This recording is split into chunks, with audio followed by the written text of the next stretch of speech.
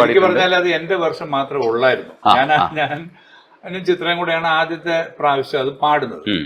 അത് കഴിഞ്ഞ് കാബൂളിവാല എന്ന ചിത്രത്തിലെ പാട്ടാണ്.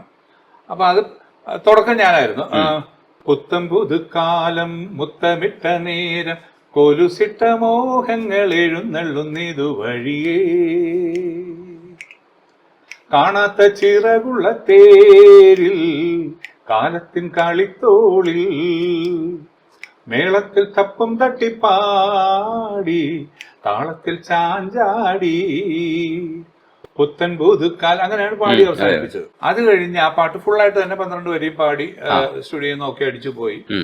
അത് കഴിഞ്ഞ് പടം വന്നപ്പോഴാണ് ആ സമയത്ത് നമ്മുടെ ഒരു ഈ പറഞ്ഞാൽ അതിനകത്തെ ഒരു പ്രമുഖ ഗായകൻ അന്ന് ഈ രംഗത്ത് സീനിലില്ല. കാരണം പുള്ളി ഔട്ട് ഓഫ് സ്റ്റേഷൻ ആയിരുന്നു, ഇന്ത്യയിൽ തന്നെ ഉണ്ടായിരുന്നില്ല. അപ്പൊ അത് കഴിഞ്ഞ് പിന്നെ പടം ഇറങ്ങാനായിട്ട് കുറച്ച് താമസിച്ചു. ആ സമയത്താണെന്ന് തോന്നുന്നു ഈ പാട്ട് അദ്ദേഹത്തെയും കൂടെ ഉൾപ്പെടുത്തിക്കൊണ്ട് 2 ആക്കി. അപ്പൊ ആ ഒരേ ക്യാരക്ടർ തന്നെയാണ് ഈ 2 പാട്ടും പാടുന്നത്, അഭിനയിക്കുന്നത്. അപ്പൊ ഞാൻ പാടുന്നത് ആണ് ആദ്യം സീനിൽ വരുന്നത്. അതെ.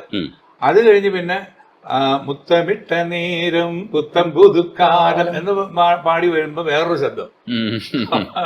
പിന്നെ അത് ഈ പറഞ്ഞല്ലേ സിനിമയാണ്, എന്ത് സംഭവിക്കാം, അങ്ങനെ ഉണ്ടായത് അത്.